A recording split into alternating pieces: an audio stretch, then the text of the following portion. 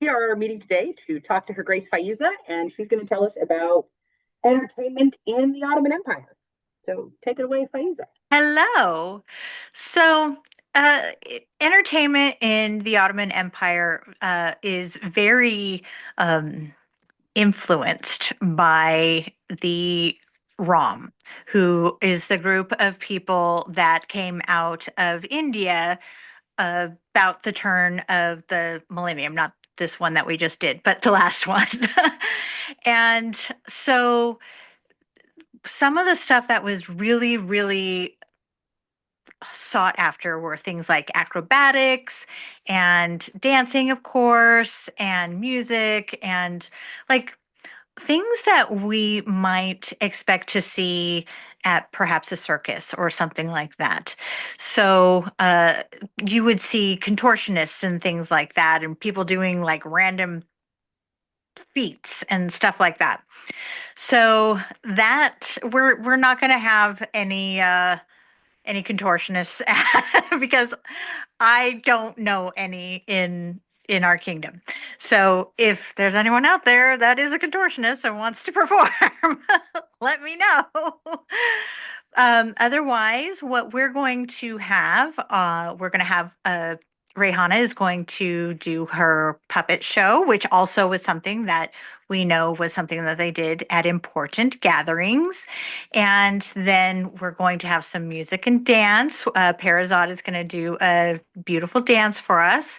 And then there will be some poetry. Our lovely Mary is going to be doing a poem, and there will be storytelling and things like that. So we do know that during the actual feast there wasn't a lot of distractions because we will be busy eating, and that seems to be the focus was to be polite and to eat and enjoy the food.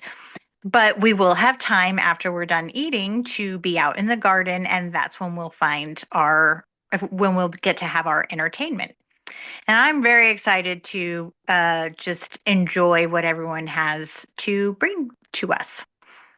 Would it be something where people who attended the feast would also have entertained or offered something, or are guests at the feast more appropriate to sit down and admire the artistry that is happening before them? Yes.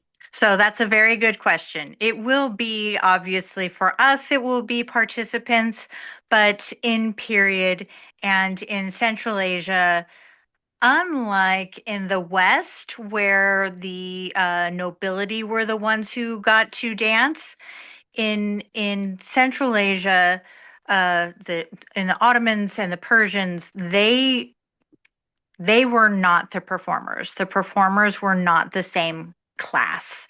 And so it would actually, at that time, have been very frowned upon. In fact, even still today, it is very frowned upon for people to be entertainers. Like you always have to have the best entertainers there, but you would never let your son marry them, kind of thing. So and you might want to keep that in mind when you're there because there that might play into some things.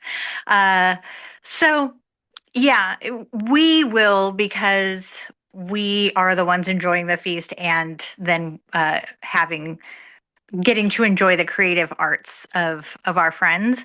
But in period, it would have been completely separate people who their entire thing was to entertain people, nobility and people of means. Particular style of dance that we is like, is there something that we can watch for that? I mean, obviously, as Americans, we're used to sort of American cabaret versus, and I've seen you do specifically Persian, but is Right. Ottoman then different again, or? Yes and no, in that to completely differentiate them, it- there was there was cross pollination and cross influence, and so the way that we are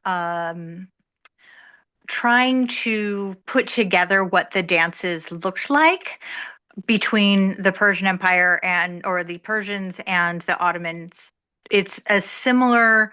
Um, we've figure out how they did it in a similar manner, which is to study the miniatures and put those the still movements, the still poses into movement.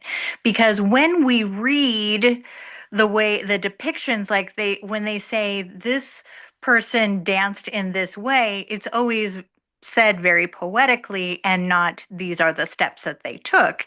It's more like she moved like gossamer in the wind. Cool. What does that look like? So so we have to take, I mean, we can use that, but we have to take the images and put those together, and then also study some of the music, which my beloved Sir Andrew Baird will be playing his saws for Parazod, and he has been really working on uh, making sure he's going to do that properly. That will not be the only music there, but that's the one that I'm there while he's working on it. And so you take the music also because music and dance grow together. And so if you're just taking the dance and just not having it have any relation to the music, then they look weird together. So obviously you want to take the macam and figure out exactly how that moves through, and well, how would that movement, that the movements that we see in the miniatures, how would those coincide with the way the music moves? So you're really piecing this together from some very disparate elements. You don't Yeah, have any kind of text that sits there and goes, here's what the performing arts look right, like. right. Okay, because in falling down the Southern Indian rabbit hole, you have the Natya Sastra, where he sat there and laid out all Right, of the performing arts. right. That And is that not, does not exist in Central Asia. that is not something that I have found. uh, and to my knowledge, none of my friends across the known world who have the same area of expertise, they are not, they haven't shared anything with me, even though we all tend to share stuff with each other. So, yes, you have to take disparate elements and try to go, this makes sense with this, and this makes sense with that. So, yes, that is what we're doing. Now, to your point about American Cabaret, our modern belly dance that was American Cabaret was born out of the diaspora here in the States, but it is heavily, heavily, heavily influenced by Turkish belly dance. And so uh, you can kind of see when we piece it together, you can kind of see how it made its way to what we do now. Obviously, they're different, but you can see the evolution. So And then what we're going to experience at the picnic is really your best possible reconstruction of here's what this would have looked and sounded like. Here's what would have been the entertainment experience for these Ottoman nobles. yes, yes. Very cool. Thank you very much.